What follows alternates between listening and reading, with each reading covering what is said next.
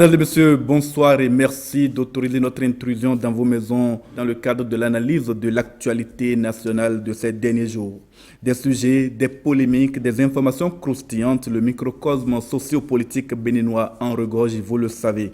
Certains d'entre eux seront bien entendu au menu de cette heure d'échange que nous vous proposons, notamment l'interview accordée par le chef de l'État à nos confrères du magazine Jeune Afrique, les réactions suscitées par les propos du président de la République, notamment de la part de l'ancien président Boni Aïe, l'augmentation de la masse horaire des aspirants au métier d'enseignant également sera au menu de ces échanges et nous avons d'autres sujets à aborder également. En invité spécial, Alain Sourou Orunla, ministre de la Communication et porte-parole du gouvernement. Monsieur le ministre, bonsoir. Bonsoir, James William. Merci d'accepter notre invitation. J'ai le plaisir d'animer cette émission en compagnie de Loris Freddy Davor, rédacteur en chef à Eden TV. Loris, bonsoir. Bonsoir James, bonsoir à tous, bonsoir Monsieur le ministre. Bonsoir, Loris.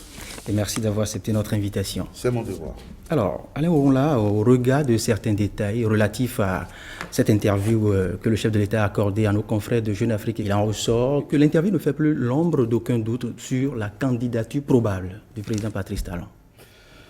La candidature est toujours probable. Et là, nous sortons des probabilités puisque le président de la République nous a confessé qu'il a pris sa décision. Il a pris la décision de se présenter ou de ne pas se présenter. Ça reste dans le possible.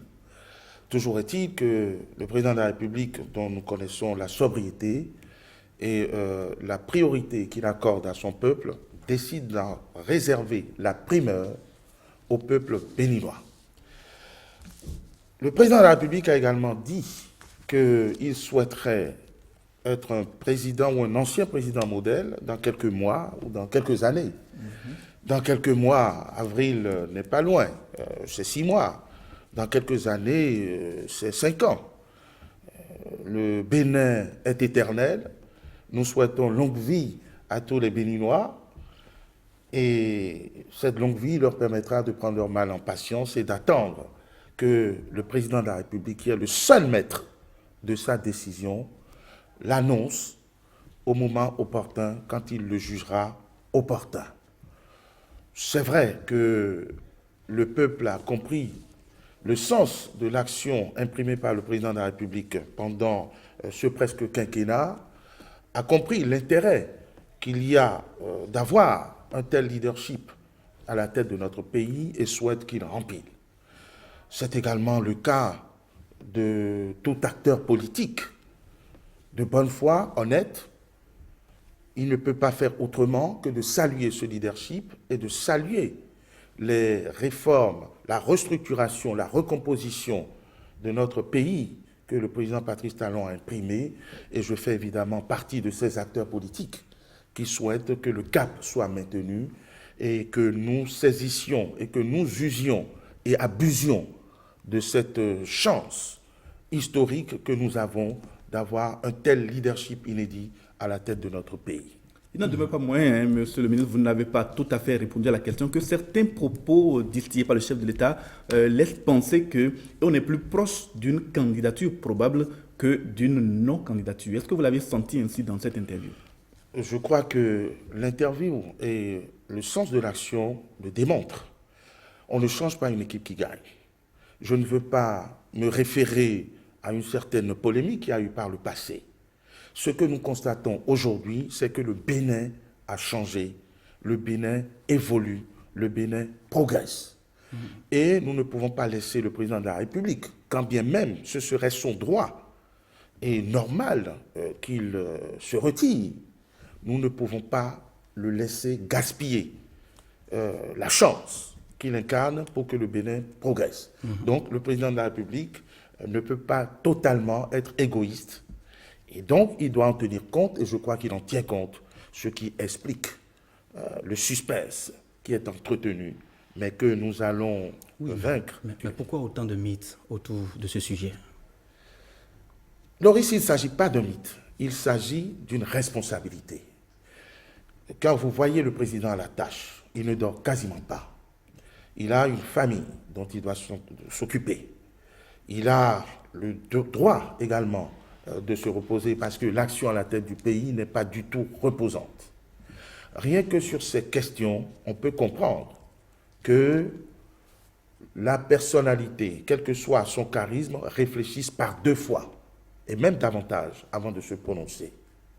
Mais il y a d'autres impératifs, comme par exemple le maintien du cap et de l'action à la tête du pays, qui vient peser dans cette décision et qui peut faire hésiter. Mais là, nous ne sommes plus à l'heure de l'hésitation, puisque le président de la République nous a confessé que sa décision est prise. Le reste, c'est une question de méthode et de stratégie. Vous connaissez le président de la République. Il est responsable, il ne peut pas notifier sa décision alors que nous sommes encore en train de travailler pour achever le plus de chantiers possible avant l'ouverture d'une période de campagne. Vous présentez, Monsieur le ministre, ce bilan de 4 années et demie comme tellement élogieux que Patrice Talon ne saurait se dérober à une nouvelle candidature, mais l'homme affirme lui-même qu'il a pris le risque de l'impopularité. Est-ce que celui qui a pris le risque de l'impopularité peut se présenter de nouveau devant ses compatriotes pour solliciter leur suffrage? Je voudrais inviter à bien lire ou relire l'interview. Le président de la République affirme avoir pris le risque de l'impopularité pour pouvoir mener des actions, pour pouvoir avoir des résultats. Et l'impopularité dont il est question s'oppose à la démagogie, au populisme. Le président de la République a préféré faire le choix de l'action, des résultats, en lieu et place de la démagogie qui voudrait que l'on flatte, mais que l'on n'ait pas d'action, que l'on n'ait pas de résultat. C'est comme cela que je comprends les propos du président de la République et je suis certain que c'est de cela dont il s'agit.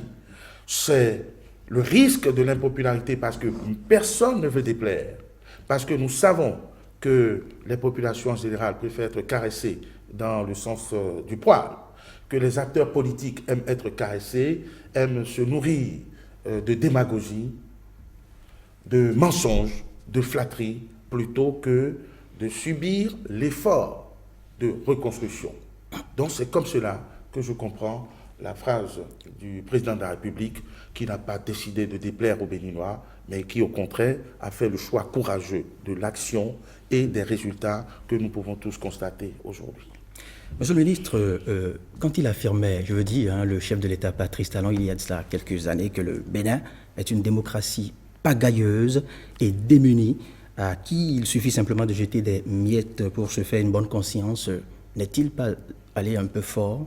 Je ne pense pas que le président de la République ait été excessif dans ses propos qui ont été tenus avant lui par des prédécesseurs, dont l'un a passé 10 ans à la tête de ce pays, pour constater qu'il s'agit d'une démocratie nescafée, qu'il s'agit d'une démocratie désordonnée.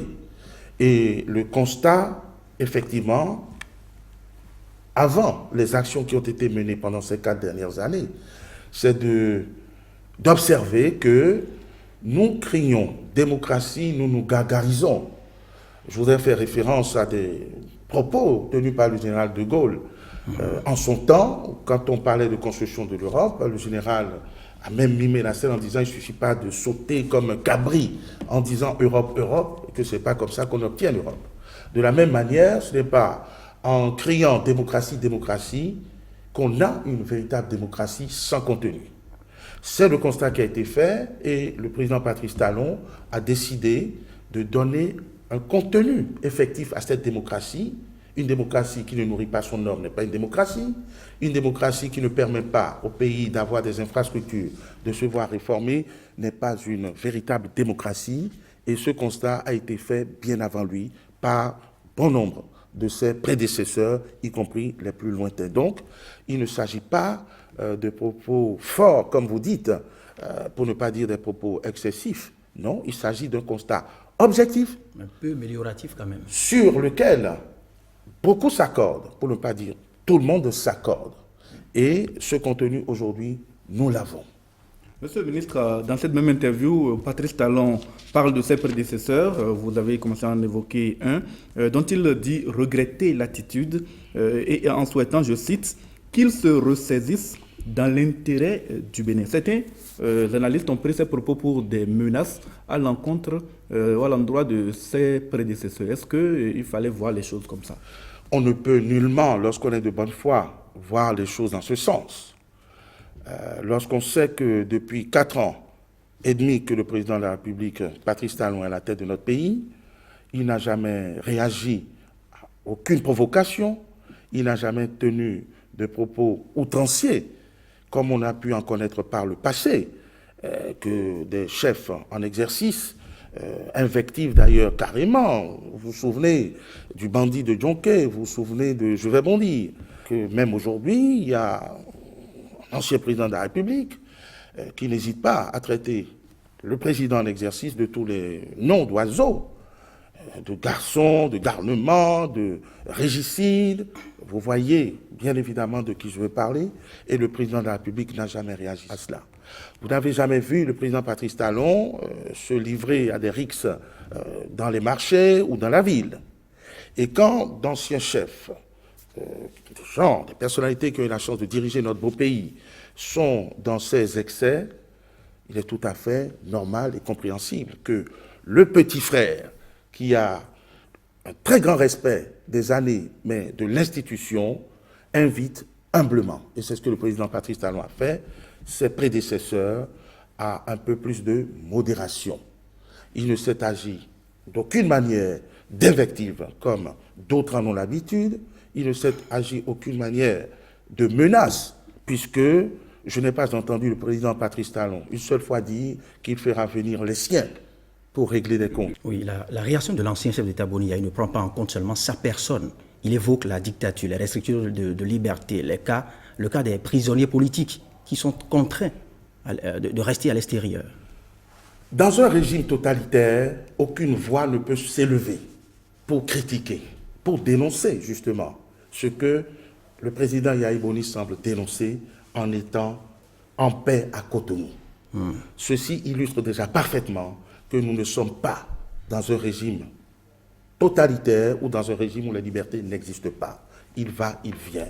Au lieu, par exemple, moi je n'ai pas de soin à donner, d'avoir la sagesse d'un ancien président, je veux parler de le président Mathieu Kérékou, qui, une fois retiré des affaires, n'a jamais dérangé ni embarrassé son successeur que fut le président Yahi Boni.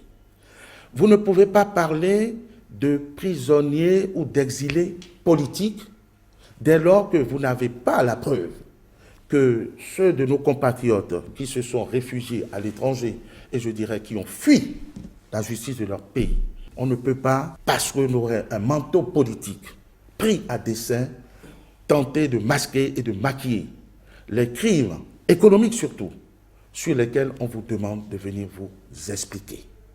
Donc, sortons de nos têtes et de nos esprits cet amalgame que certains anciens politiciens ou certains politiciens veulent pour embrouiller le peuple, alors qu'on leur demande tout simplement de venir répondre de leur gestion. Il n'y a pas de prisonniers politiques. À ma connaissance, au Bénin, parce qu'un prisonnier politique ou un détenu politique postule que l'individu a été recherché pour ses opinions politiques. Il n'y a jamais eu ça sous la présidence de Patrice Talon. Tous ceux qui crient à la chasse aux sorcières n'ont jamais dit qu'ils n'ont pas commis les crimes économiques pour lesquels on les recherche. Autrement dit, il ne faut pas, parce qu'il pleut, se mettre à pisser dans son pantalon pour dire qu'on n'a rien fait. Donc il n'y a pas de détenus politiques, il n'y a pas d'exilés politiques. Il y a des compatriotes qui peut-être ont occupé des fonctions politiques, mais qui ont eu à gérer les affaires de l'État et qui sont soupçonnés, qui sont accusés de prévarication, de détournement et qui se sont dérobés à la justice de leur pays. Un citoyen noble, un politicien noble assumerait, répondrait, se défendrait et démontrerait que... Encore que tous les exilés politiques dont il est question aujourd'hui n'ont pas été à la tête de la gestion de quelques entreprises d'État. Il y en a qui ont évolué tout le temps dans le privé. Je réfute votre notion d'exilés politiques. Il n'y a pas d'exilés politiques. Il n'y a personne qui puisse aujourd'hui être fondé à dire « Je suis parti parce que mes opinions ne sont pas prises en compte ». Les opposants sont au Bénin. Au Bénin, il y a des personnalités qui critiquent l'action du gouvernement, qui ne sont pas forcément dans la dynamique du président de la République. Il y a des partis qui se constituent ici et qui ne partagent pas l'idéologie, la philosophie de notre gouvernance. Ils le font librement et tout est mis en œuvre pour leur faciliter la tâche. Mais ceux qui se sont réfugiés ailleurs, vous dites, ils n'étaient pas dans la fonction publique. Bien sûr, parmi ceux qui crient à la chasse aux sorcières, il y en a qui ont occupé d'éminentes fonctions dans ce pays. Il y a eu des anciens ministres sont recherchés pour leur gestion, par exemple, des affaires publiques. Il y a eu d'autres qui étaient recherchés par la justice pour des délits de droit commun, parce qu'il n'y a pas... Il ne faut pas confondre la notion de délit politique, entre guillemets, les crimes économiques, c'est des crimes commis à l'occasion de fonctions politiques que vous occupez. Mais il y a aussi des délinquants présumés de droit commun qui se réfugient ailleurs pour dire que c'est pour leurs idées politiques qui sont persécutées. Monsieur le ministre, nous allons aller un peu au-delà de cette interview sur laquelle il y a tant et tant de choses à dire, un peu comme en écho ou en réponse aux réponses données par le chef de l'État lui-même sur la possibilité d'abrogation ou non du parrainage, puisque vous le savez, dans le cadre des prochaines élections, il faut pour les candidats réunir un certain nombre de parrainages. La Commission électorale nationale autonome a donné lecture de sa position, avec connaître cela aux partis politiques, et chaque potentiel parrain serait totalement libre de parrainer le candidat de son choix. Et je vous propose, avant que vous ne répondiez à la question que je vais vous poser, de suivre cet élément qui nous résume ce que la Sénat a dit il y a quelques jours. Le parrainage est un acte républicain qui n'est pas un soutien politique. Le parrainage. Le sujet est au cœur des préoccupations les plus récurrentes des acteurs politiques béninois, de la société civile et même des partenaires extérieurs du Bénin depuis quelques mois déjà. Et à l'occasion de ces échanges qu'elle a convoqués, la Commission électorale nationale autonome Sénat y apporte enfin les réponses attendues et qu'elle dit procéder de la lecture la plus simple des dispositions juridiques en vigueur. Le choix du duo à parrainer relève exclusivement de chaque député ou de chaque maire. Et nul n'est besoin pour le député ou le maire de se référer à son parti politique pour une délibération d'un conseil communal ou municipal avant de parrainer un candidat. Pour sécuriser les élus et les mettre à l'abri de pression, la Sénat, dès qu'elle recevra les dossiers de candidature, ne publiera pas les noms des élus qui ont parrainé tel ou tel candidat. Donc on garantit l'anonymat des parrainages. De ce fait, le rôle des partis politiques dans le processus de parrainage des candidats à la présidentielle de 2021 se trouve réduit, ce qui n'est pas du goût de tous les acteurs politiques présents. Plusieurs motifs sous-tendent les réserves émises. À mon sens, c'est contraire à l'esprit de la réforme du système partisan. Ça peut ouvrir, comme on l'a dit dans la salle, tout de suite, un marché de parrainage. Le risque ici, c'est l'éclatement des partis politiques. Le risque ici, c'est les parrainages dispersés. Le risque ici, c'est des parrainages, je ne sais pas, même des fois contre nature. Et le gros risque, c'est la corruption. A contrario, certains partis politiques invités marquent leur approbation. Ce qui a été dit pour les tests en vigueur qui existent, je crois qu'il faut se conformer à ces tests en vigueur et pour pouvoir aller de l'avant. On a juste informé des modalités au niveau du parrainage, ce qui a permis de retenir que le parrainage sera individuel et non groupé au sein des partis politiques, ce qui est clair à notre niveau. Une voie de recours pour une compréhension claire, nette et irrécusable reste ouverte à tous. La Cour constitutionnelle, seule compétente pour l'ultime interprétation des tests juridiques au Bénin. C'est vers elle que Emmanuel Tiando invite chacun des acteurs à se tourner devant la Cour constitutionnelle. Monsieur le ministre, voilà, la Sénat dit que chaque parrain potentiel peut choisir le candidat qu'il veut sans se référer à son parti politique. Est-ce que le gouvernement est en accord et en phase avec cette position présentée par la Sénat au parti? J'ai eu l'occasion de me prononcer sur la question au nom et pour le compte du gouvernement qui s'en tient au texte qui régit la matière, le code électoral. Et en instaurant le parrainage, le code électoral ne l'a enfermé dans aucune partisanerie. C'est la lecture du gouvernement. C'est la lecture qu'il faut avoir du code électoral.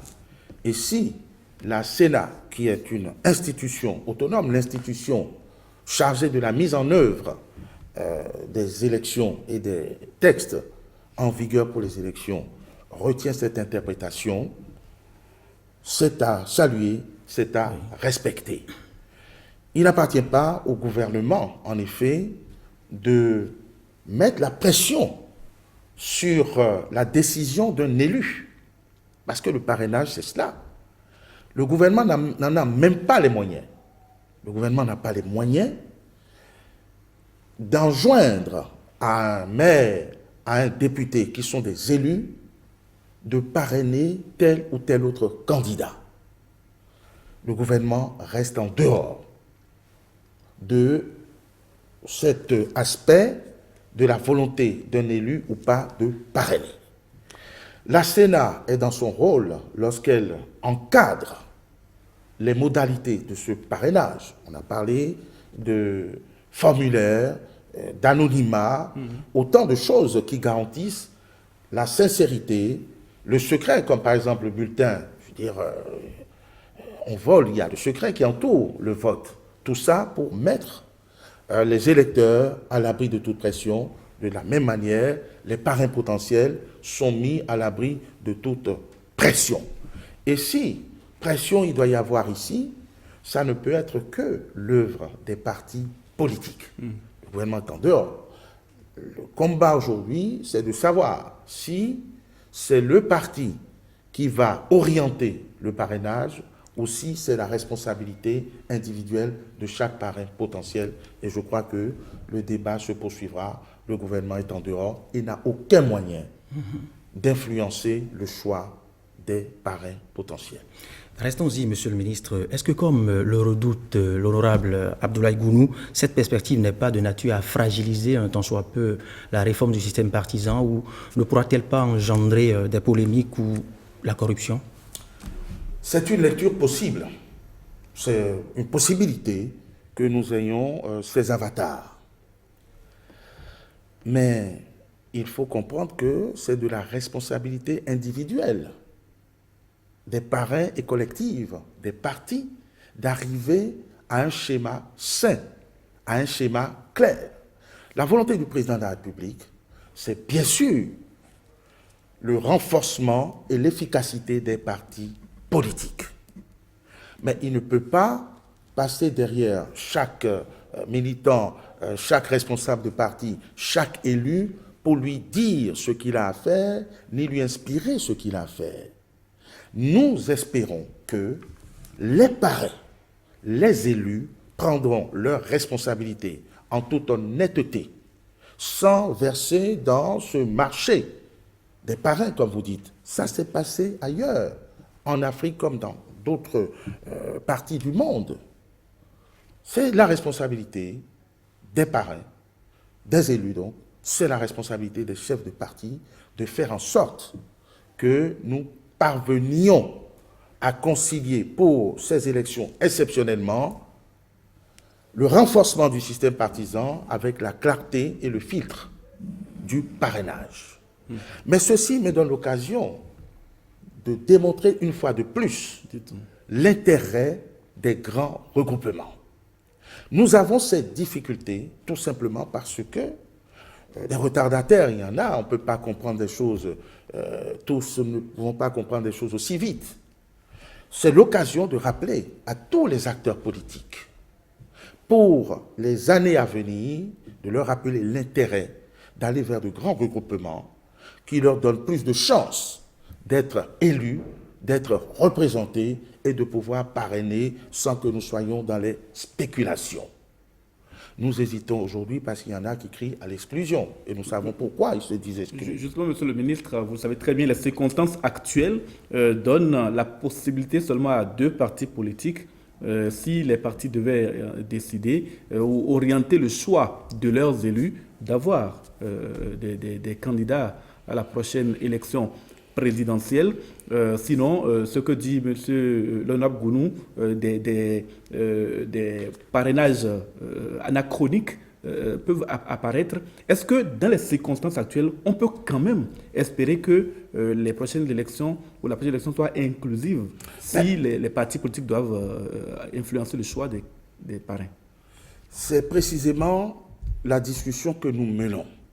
C'est vrai que nous avons 2 grandes formations politiques qui représentent des centaines de micro-partis d'avant la réforme, c'est-à-dire qui sont représentatifs du peuple béninois, qui décident aujourd'hui de parrainer. Mais nous vous disons qu'ils ne sont pas tenus de parrainer forcément quelqu'un de leur camp.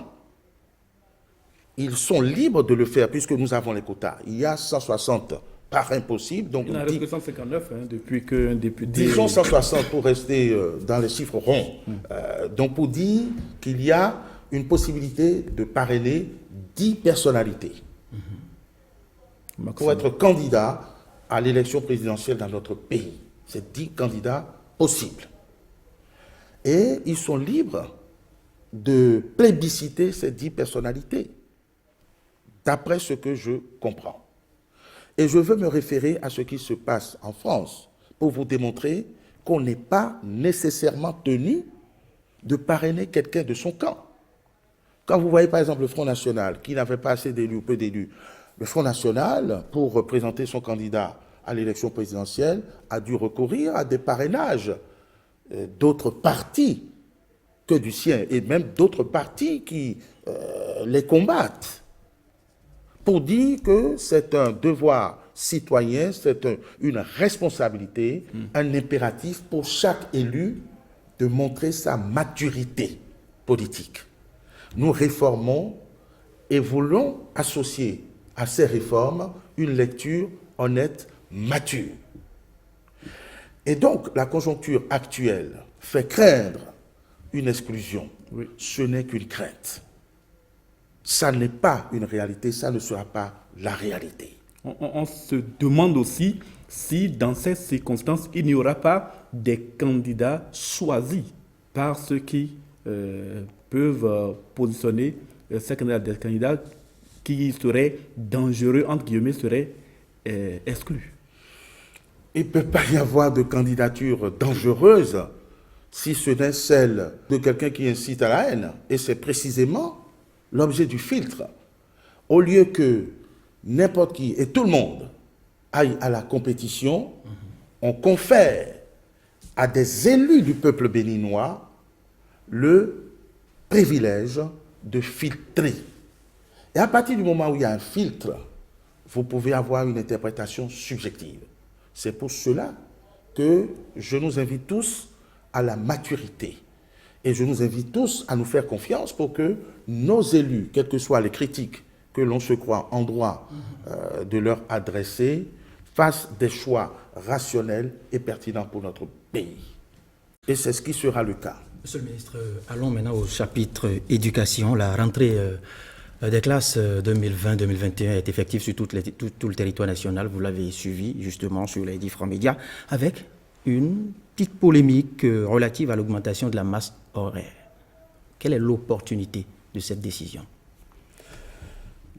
Qu'ils vous souviennent, et nous l'avons répété souvent, que notre pays, depuis des décennies, connaît une pénurie, un déficit d'enseignants et surtout d'enseignants de qualité. Le gouvernement du président Patrice Talon s'est retrouvé confronté à cette difficulté que nous traînons déjà depuis des décennies et qu'on avait essayé de résoudre dans le temps, par exemple par les missions d'enseignement, les jeunes instituteurs révolutionnaires, les jeunes bacheliers qu'on envoyait sur le terrain. Eh bien, on n'a pas résolu le problème. notre gouvernement a décidé de prendre des choses en main et a projeté un système d'aspirants. J'irai très vite. L'année dernière, on en a recruté dans des circonstances difficiles parce que tous n'étaient pas à niveau, au moins 15 000, près de 16 000 aspirants que nous avons dans une base de données. En dépit de ces efforts, compte tenu des départs à la retraite, par exemple, d'une part, ou de la création de nouvelles classes, avec les aspirants que nous avons et la masse horaire qui leur était conférée, nous n'arrivons pas à couvrir toutes les salles de classe. Or, c'est un droit pour chaque enfant de ce pays et les parents d'élèves d'avoir des enseignants dans toutes les matières.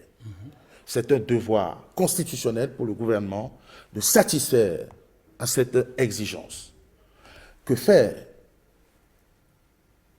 À défaut de pouvoir augmenter le nombre d'aspirants recrutés déjà dans des conditions difficiles, comme je vous dis, pour ne pas baisser le niveau, puisque nous voulons un enseignement de qualité, le gouvernement a dû choisir d'augmenter leur masse horaire. La masse horaire, c'est quoi? C'est que ceux qui étaient à 24 heures par semaine passent à 30 heures. Ce n'est pas une mission impossible. Lorsque l'on sait que les mêmes enseignants s'arrangent pour, quand ils le peuvent, aller donner des cours dans des établissements privés. Ils vont largement au-delà des 30 heures. Quand on sait qu'ils peuvent aussi s'épuiser en étant des précepteurs, en donnant des cours de maison. Pour arrondir les fins de mois. Pour arrondir leurs fins de mois, 30 heures, ce n'est pas impossible. Ce n'est pas insurmontable. Surtout lorsque l'on sait là également que cet effort de solidarité nationale que l'on demande aux enseignants pour nos enfants s'accompagne de compensations pécuniaires, s'accompagne d'un statut, puisque la mesure postule que les aspirants soient déclarés à la Caisse de sécurité sociale. Donc, ils seront couverts. Et pour cette année, on prévoit 4 milliards, rien que pour supporter les cotisations sociales de ces aspirants. Donc, contrairement à ce qui se passait par le passé, ils vont bénéficier d'une couverture sociale, ils vont bénéficier d'une retraite, alors que, naguère, ils peuvent rester dans ce système de vacataires pendant 50 ans, ils n'auront rien en retour. Il est également prévu des primes de motivation pour ceux qu'on voudrait déployer à l'intérieur du pays. Vous savez, nos compatriotes rechignent à y aller. Donc, il y a une prime de 5% pour ceux qui seront dans les collines, le Borgou, la Donga, et 10% pour ceux qui seront dans la Takora et la Libori. Donc, les mesures projetées par le gouvernement répondent à l'impératif de doter toutes nos salles de classe d'enseignants et d'enseignants qualifiés, si possible, parce que c'est le droit des enfants et des parents, d'élèves, d'avoir des enseignants dans les salles de classe. Ces mesures permettent de sortir nos compatriotes aspirants de la précarité dans laquelle ils vivaient par le passé, en raison des avantages et des compensations que je vous ai énumérés. Évidemment, ce n'est pas des mesures impératives, puisque le choix est laissé aux anciens vacataires de continuer leur vacation et de faire le nombre d'heures qu'ils souhaitent, rémunérés à 1 000 francs au lieu de 800 francs avant que nous n'allions vers ce système. Donc, cette polémique est oiseuse et résulte certainement soit de la revendication systématique des forces de résistance, comme ils se font appeler, soit d'une incompréhension que le gouvernement, en toute responsabilité, a levée, puisque nous nous sommes rapprochés de tous les acteurs syndicaux, du CNE, pour expliquer la mesure. Et je crois que nous avons l'adhésion et que nous pourrions mettre en œuvre cette mesure pour le bien de nos apprenants. Il nous reste très peu de temps, Monsieur le ministre, nous allons aller très vite. Parlons de la construction très prochaine du centre hospitalier universitaire de référence d'Abomey-Calavi. Les travaux ont été lancés. Ce projet s'annonce-t-il comme l'une des plus grandes réalisations attendues du régime Patrice Talon avant la fin de ce mandat ou éventuellement d'un deuxième mandat? Je vous confirme effectivement que le projet de construction de l'hôpital de référence d'Abomey-Calavi est l'un des projets phares du programme d'action du gouvernement. Parce que par ce projet que je pourrais même qualifier de pharaonique, nous allons doter notre pays d'un hôpital moderne, un hôpital de grand standing qui va accueillir des plateaux techniques dans beaucoup de spécialités, un hôpital qui va coûter 116 milliards au bas mot, 116 milliards de francs CFA, et qui sera construit dans les 3 ans, c'est-à-dire dans les délais contractuels. Cet hôpital de référence est ouvert aux Béninois, quelles que soient leurs conditions. On ne choisit pas d'être malade, donc on ne peut pas mettre un hôpital public seulement pour ceux qui seraient nantis. Et cet hôpital permettra à notre pays d'éviter les folles sommes qui sont consacrées, par exemple, qui étaient consacrées aux évacuations sanitaires à l'étranger. Si vous avez bien suivi le compte-rendu du Conseil des ministres mercredi dernier, le ministre de la Santé, mon collègue de la Santé, a fait un point au gouvernement et nous nous sommes rendus compte qu'avec les réformes initiées par le président Patrice Talon, on est passé de plus de 15 milliards de francs CFA consacrés aux évacuations sanitaires à l'étranger. En 2015, on est passé à 5 milliards, tout compris, entre 2018 et 2020, soit une économie de près de 10 milliards de francs CFA sur ces évacuations sanitaires qui avaient cours jusqu'en 2015 et qui permettront, par exemple, de financer la construction de cet hôpital, pour vous dire que c'est à notre portée, qui va accueillir ceux qu'on évacuait naguère et qui va accueillir les Béninois dans leur ensemble. Je dois rappeler que sur le même site, ironie du sort, pendant qu'on consacrait 15 milliards pour les évacuations sanitaires en 2015, on a posé une grosse première pierre en vue de la construction d'un tel hôpital, mais la pierre, elle est toujours là et elle orne la végétation, à moins que ce soit l'inverse.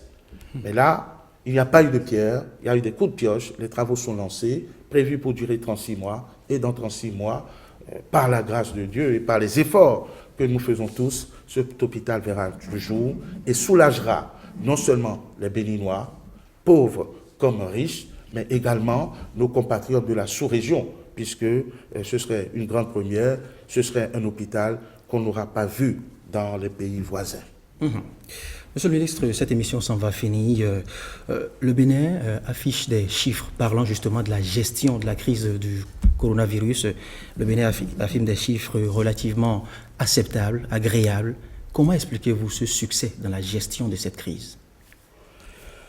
Bien que l'heure ne soit pas au triomphe, toujours en raison de la modestie du président de la République, nous devons reconnaître et saluer que notre gouvernement a su prendre les mesures adaptées à la situation et a obtenu dans une large mesure l'adhésion et la discipline de nos compatriotes qui ont, dans leur immense majorité, respecté les prescriptions du gouvernement, ce qui peut expliquer la modération des chiffres que nous connaissons. Cependant, il ne s'agit pas de crier victoire, puisque la menace existe, elle est là, et le gouvernement ne peut qu'inviter les Béninois à maintenir là aussi le cap, à observer les gestes barrières et les prescriptions du gouvernement qui a mis en place, je vous ai dit, un comité sanitaire qui veille seconde par seconde avec à la tête de ce comité l'attention soutenue du président de la République pour adapter au fur et à mesure la riposte qu'appelle cette pandémie. Et au fur et à mesure, ça veut dire peut-être qu'on devrait s'attendre éventuellement à d'autres mesures restrictives si jamais une seconde vague s'élève comme on le constate dans d'autres pays. C'est ce que cela veut dire et c'est l'option que nous avons faite depuis le début, ajuster les prescriptions par rapport à l'ampleur du phénomène. Nous avons réussi à contenir les choses dans notre pays par rapport à ce qui se passe à l'étranger, où on annonce une deuxième vague. Il va de soi que nous ne souhaitons pas que cette vague frappe jusque dans nos pays, mais si tel devait être le cas, sachez qu'il y a un comité qui travaille en permanence sous l'œil vigilant du président de la République à observer le phénomène et à trouver les parades, les ripostes. Donc, il n'est pas exclu que si éventuellement nous étions gagnés par cette vague, qu'il y ait de nouvelles mesures. Mais pour l'instant, nous nous contentons d'observer les gestes barrières, nous ne relâchons pas l'attention et nous attendons que ça se passe. Oui, toujours à propos, avant de quitter James, vous le permettez rapidement, que dites-vous, monsieur le ministre, du retard relatif constaté au niveau de la gestion des résultats des tests qui perturbent sensiblement les compatriotes pour leur voyage? La pandémie a frappé sans crier gare. Personne n'était préparé, c'était imprévu, imprévisible. Et les tests de dépistage sont venus bien plus tard. Nous ne savions pas que nous serions frappés par cette pandémie. Et quand ça s'est déclaré dans le monde entier, ce n'est pas nous qui fabriquons le matériel. Le Bénin a quand même réussi, là où les grandes nations échouaient, puisqu'il y a eu des vols de matériel dans des aéroports, a réussi à doter le pays de ces tests de dépistage. Nous avons initié ces tests, c'est vrai, ça mettait un peu de temps, le temps qu'on trouve une organisation parfaite. Les débuts ont un peu été hésitants, mais depuis plusieurs semaines aujourd'hui, nous n'avons plus ces difficultés de temps qui n'étaient pas dues à la mauvaise volonté de nos techniciens, mais à la mise en place d'un système de riposte face à une pandémie qui a surpris. Aujourd'hui, les choses sont entrées dans l'ordre et il faut saluer l'ouverture de notre gouvernement qui a permis que les Béninois rentrent, que les étrangers rentrent, parce que ailleurs, c'était le blackout. On ne peut pas rentrer, on ne peut pas sortir. Nous, au moins, on a permis que l'on rentre. Et on a trouvé le système de prendre en charge ces dépistages de manière humaine, de plus en plus confortable et avec la rapidité qui sied. Et pour finir à proprement parler, monsieur le ministre, 2021, année électorale, je ne vous apprends rien. Faut-il se préparer pour une campagne à forte dominante médiatique comme ce fut le cas par le passé? Enfin, je veux parler des municipales. J'ai bien compris, les municipales qui sont intervenues dans un contexte particulier que nous avons su gérer avec les mesures barrières. Ce fut un succès repris à l'étranger, y compris par les plus grandes nations. Nous n'allons pas préjuger de ce qui se passera au mois d'avril, où nous souhaitons qu'il n'y ait pas cette virulence encore, au moins dans les esprits, cette psychose de la maladie. Nous avons réussi notre rentrée, nous avons fini l'année scolaire, nous avons passé les élections communales, nous passerons l'élection présidentielle. Au besoin, en prenant des dispositions, mais on en est un peu loin.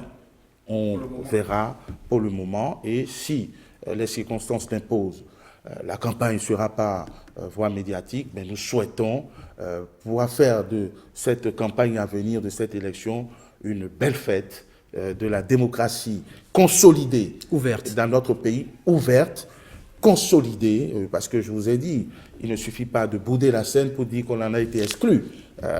Donc ce sera une belle fête, une célébration de la démocratie consolidée, structurée, de la démocratie qui commence à nourrir le pays, à nourrir son homme. Alors, monsieur le ministre, nous sommes à la fin de cette émission. Que diriez-vous en guise de dernier mot? Je demanderai à nos compatriotes, qui le savent et qui le comprennent de plus en plus d'ailleurs, de rester sereins.